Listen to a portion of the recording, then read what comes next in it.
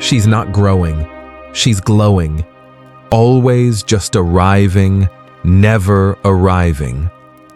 Eyes full of promise plans spun from stardust, but nothing ever quite lands, does it? You think she's lighthearted, you think she's free, but look closer, the lightness is a disguise. The freedom is flight. She doesn't choose, she circles. She doesn't land, she loops. Not because she can't, but because anchoring would mean one thing: the end of the girl and the beginning of the woman. This isn't about age. It's not about mistakes. It's not even about her. It's about you. Because if you've ever loved a woman like this, if you've ever been pulled into the orbit of her magic only to be left holding dust, then part of you is still asleep. She's not the problem. She's the mirror. Carl Jung called it Puer Aeternus, the eternal boy. But there is his twin in the feminine psyche, Puella Aeterna, and she doesn't walk alone. She walks beside every man who still believes he'll be completed by someone who never belonged to herself. So this isn't just her story. This is yours. Not the story you tell, but the one you avoid. The one where love is not escape, but initiation. Where presence costs everything. Where freedom doesn't come from staying light, but from carrying weight with grace. And if you're ready, really ready, we'll go there. Into the shadow, into the mirror, into the woman you couldn't save, and the man you still can become. She doesn't walk, she floats. Through cities, through hearts, through seasons. Light as air, untouchable. She enters like poetry and exits like smoke. To the outside world, she is radiance incarnate, enchanting, elusive, effortlessly alive. But inside, she's weightless, not because she's free, but because she's unanchored. She fears gravity, not the kind that pulls your body down, but the kind that pulls your soul into form. Her relationships burn fast and vanish without ash. Lovers call her unforgettable, but none are ever kept. Not because they failed her, but because the very act of being real was too much weight for her wings. She lives for the new, the beginning, the spark. But ask her to stay, to build, to endure, and she disappears behind the curtain of idealism. She'll call it intuition. She'll say the energy shifted. But what really happened is that something asked her to land. And landing feels like death to the one who has only learned to survive through motion. In her career, she's always searching, always figuring it out. Inspired, yes, but the inspiration is scattered. She doesn't root. She doesn't commit. Because real creation requires continuity, and continuity feels like a prison when you mistake routine for a loss of self. She wants purpose, but not the part where you suffer for it. She wants love, but not the kind that sees her fully, because that kind of love would expose the parts she hasn't faced in herself. And here's where it gets dangerous, not for her, but for you. Because if you're a man still ruled by your own illusions, she'll be the perfect canvas for your fantasy. You'll see her as magic, as muse, as salvation. But what you're really chasing is the part of you that still thinks freedom means not growing up. She doesn't need your judgment. She doesn't even need your saving. She needs to outgrow the persona she built to survive. And so do you. Because if you're drawn to the eternal girl, chances are, part of you is still the eternal boy. Uncommitted, unformed, afraid to choose, afraid to stay. The eternal girl isn't just a woman you've loved. She's a symbol of what you still run from and what you're finally being called to face. You see her drifting, but you don't see what she's floating above, or rather, what she's floating away from. No woman is born unrooted. No soul arrives here hollow. The eternal girl is not a character flaw.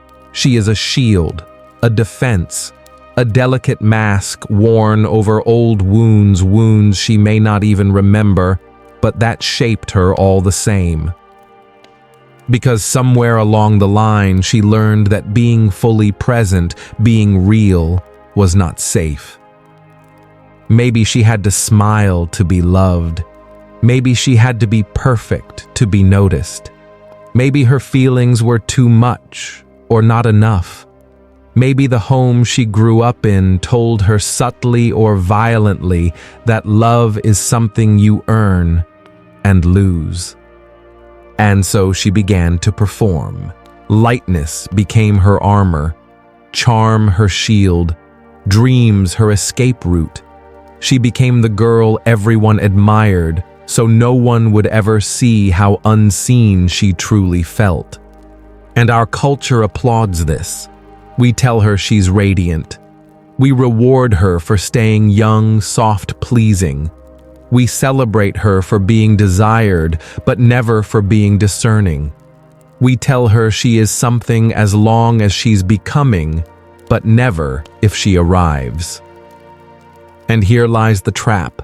When she builds her entire identity around being potential, then becoming is the only way to feel valuable. But potential that never matures becomes torment, a haunting, a beauty with no roots. And what begins as survival eventually becomes the prison. The smile becomes automatic. The spontaneity becomes compulsive. The charm becomes exhausting.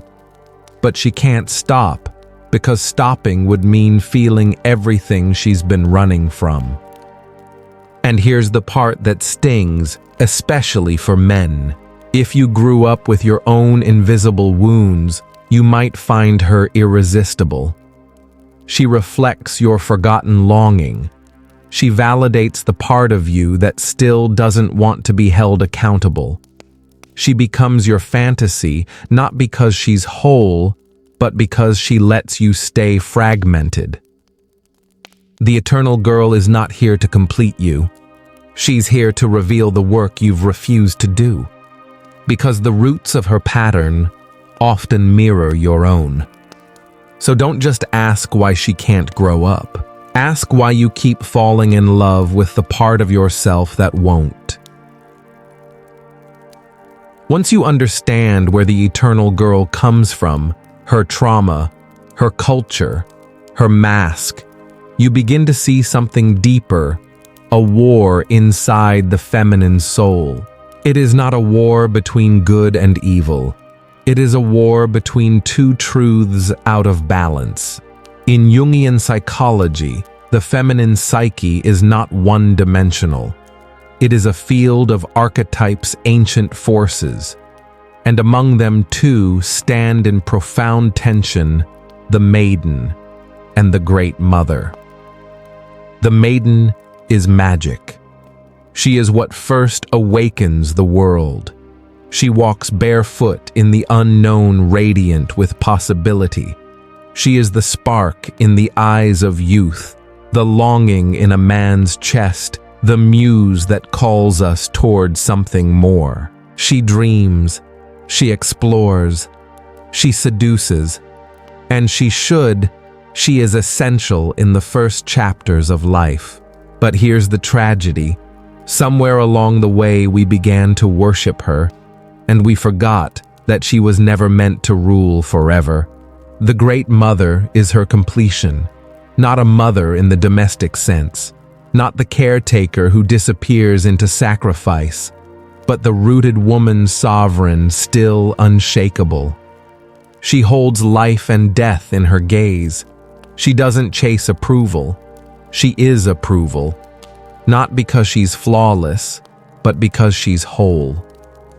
Where the maiden enchants, the mother embodies. Where the maiden hopes, the mother knows. But for the eternal girl, the great mother is terrifying. She represents everything the maiden fears limits gravity structure, the irreversible weight of real life. To step into the great mother is to end the performance, to stop floating and finally carry the fullness of one's being. But the eternal girl clings to the mirror of youth, to the thrill of being desired. She believes if she lets go of the girl, she will lose her beauty, her power, her worth. And so she refuses the symbolic death that growth demands. The result, she gets stuck in a loop of beginnings, in relationships that never mature, in dreams that never root, in a life that's always almost in love, almost found her purpose, almost became herself. And this is where many men find themselves trapped too, still chasing the girl who sparkles but never stays, still avoiding the woman who would require them to become. Because the truth is, the man who fears his own inner weight will always prefer the girl who floats. But there's a cost for both. Until the maiden dies symbolically, the mother cannot rise. Until a man stops chasing the girl, he cannot meet the woman, nor become the man who could stand beside her. So ask yourself, where in your life are you still enchanted by beginnings? Where are you refusing the gravity that would make you real? Because every soul, masculine or feminine, must make that crossing, from charm to presence, from fantasy to form, from potential to power. She doesn't fall because she's careless. She falls because the ground terrifies her. The eternal girl doesn't wake up and decide to ruin her life. She doesn't plan the sabotage. She fears what staying would require. She begins everything with brilliance, a relationship, a project, a new version of herself. Fireworks at the start, potential overflowing. But the moment it asks her to stay not in passion, but in presence, she disappears. She speaks of intimacy, yet runs from vulnerability. She speaks of freedom, yet avoids accountability. She speaks of dreams, but can't withstand the slow architecture of building them. Why? Because sustaining something real means letting go of the fantasy. In love, she longs for a man who will understand her chaos and hold it gently. But what she really waits for is a savior, a man who will give her the emotional structure she hasn't built inside herself. When he comes human and imperfect, she's crushed, not by him, but by her illusion.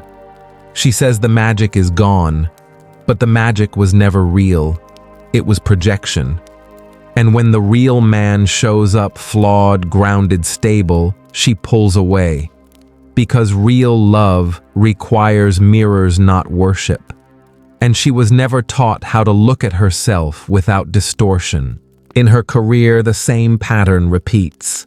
She burns bright with vision, speaks passionately about her calling, her alignment, her essence.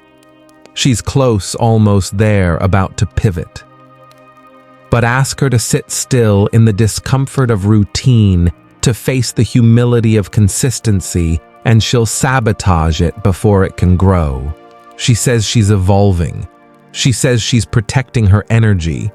But what she's really doing is avoiding the weight of commitment. Because commitment requires choice. And choice means letting other lives die, other paths, other selves. That feels like murder to someone who built her worth on being all things to all people. So she keeps everything open and nothing real. And the tragedy isn't that she fails. It's that she never actually tries not all the way. She stays just short of the threshold again and again, claiming she's just not ready. But readiness isn't what she lacks.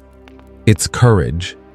And men, if you find yourself constantly drawn to this kind of woman, you have to ask, what part of you is also afraid to choose? What dream are you keeping abstract because making it real might expose you? The eternal girl sabotages not because she's weak, but because no one ever taught her that true power isn't in avoiding the fall.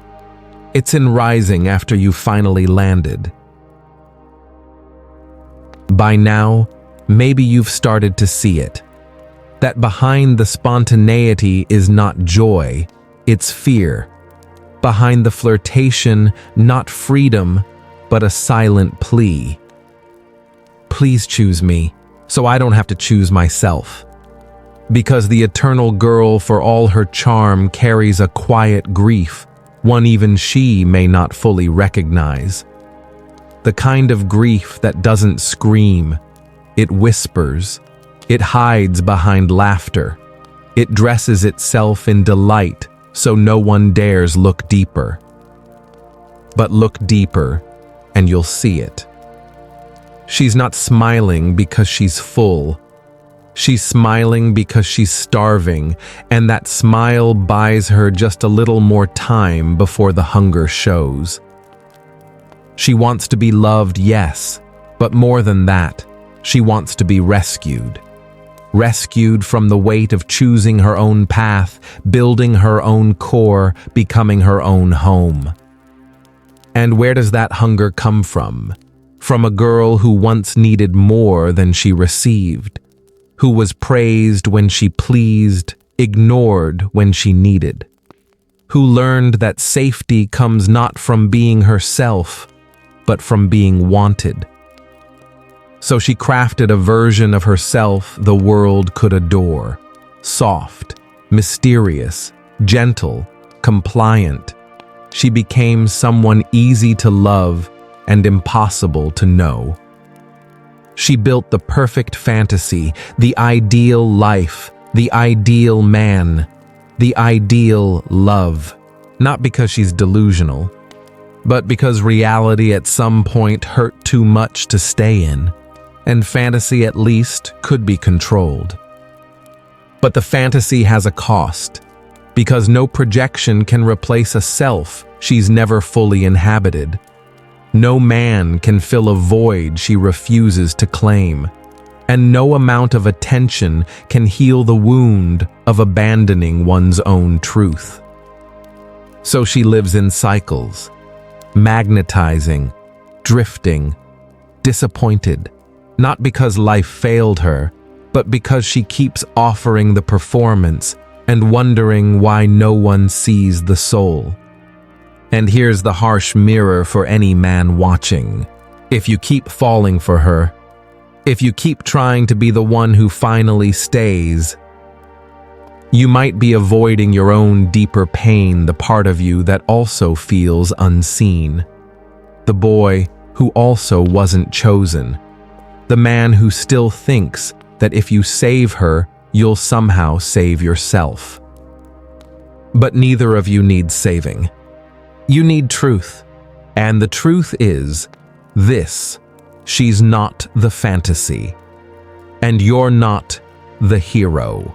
She's a woman in exile from herself, and you might be too. So don't just look at her pain. Look at what it reveals about yours.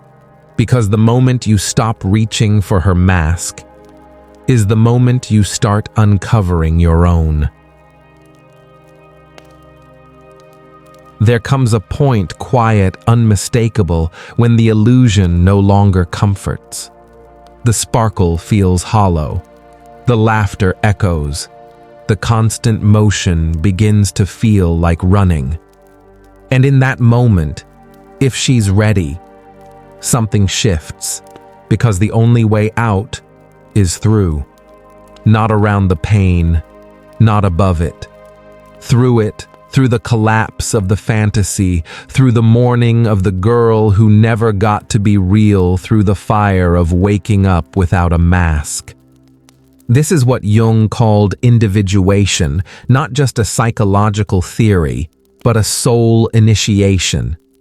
It is the journey from being lived by an image to becoming someone who lives from within. It is the death of the child self that waited to be saved, the death of the performance that sought approval, the death of the illusion that said, if I'm beautiful enough, sweet enough, light enough, maybe I'll be safe. But death isn't the end, it's the door. Because once the illusion dies, something else is finally born, the woman. Not the charming girl who enchants every room, but the rooted soul who doesn't need to. She doesn't seek to be chosen. She chooses. She doesn't ask who will love her. She asks, what am I building? She doesn't chase freedom. She becomes it, not the freedom to run, but the freedom to stay, to suffer, to shape, to create. And it is in that staying, in that sacred commitment to her own becoming, that her life begins to take form. No longer a collection of almosts, but a woman who can endure the weight of reality and still bring beauty to it. That is the true transformation, not the rejection of the maiden, but her integration, not the erasure of lightness, but the grounding of it in something solid, something earned, something real. This path isn't easy. It's brutal. It will strip away everything false. It will leave her naked before it lets her be whole. But if she walks it, if she lets the girl die without bitterness, she will rise not as a fantasy to be desired, but as a woman no longer afraid to exist. And for any man listening, if you've watched her from the outside, loving her and losing her, maybe now you understand you weren't just witnessing her process, you were being invited into your own. The eternal girl was never your enemy. She was your shield, your song, your survival. She built her wings not to soar, but to escape from the weight of choices, from the silence of being unseen, from the raw ache of not knowing who she was without the attention. She isn't shallow. She isn't selfish. She's scared. And yet, there comes a moment, quiet, inevitable, when the mirror cracks, when the enchantment no longer holds, when the dream starts to feel like a cage. And if she's lucky, no. If she's ready, she sees it. The love she waited for, the purpose she chased, the wholeness she believed someone else could give. It was never out there. It was the woman inside, the one she's been postponing her entire life. And here's the deepest truth. The queen is not the death of the girl. She is her fulfillment, her evolution, her return. She does not kill the maiden. She grounds her. She roots the sparkle in soil. She turns the performance into presence. She brings the fantasy home. And when that happens, when the queen finally stands, she doesn't need to be seen. Because she sees herself. If this touched something in, you don't scroll past it. If it shook a memory, stirred a name, brought tears you didn't expect. Comment, I choose to grow. Say it out loud. For you. For her. For the part of you still floating. And if there's a sister, a friend, a woman you love, someone still caught in the mirror, send this to her. Don't let her mistake performance for power any longer. The mirror lies. But the truth sets us free.